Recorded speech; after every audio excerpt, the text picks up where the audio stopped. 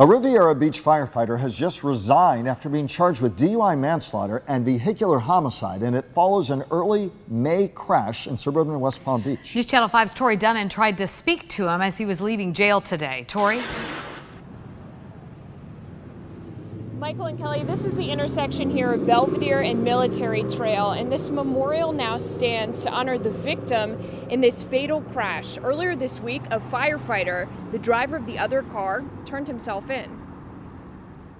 You're charged with DUI manslaughter. A Riviera Beach firefighter now charged with DUI manslaughter and vehicular homicide. 23-year-old Natalie Galvis was killed right near her home. According to the police report, Bradley Gardner was speeding near the intersection of Military Trail and Belvedere in suburban West Palm Beach. A crash reconstruction mentioned in the report states Gardner was driving close to 80 miles per hour at impact and ran a red light. Records also show his eyes were glassy and bloodshot, that he admitted to drinking a beer. Toxicology reports show Gardner had a blood alcohol level twice the legal limit.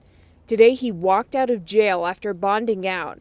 His attorney said he's entering a not guilty plea. You entered a non-guilty plea. Why? I don't have a comment this time, ma'am. Anything to say to the victim and the victim's family?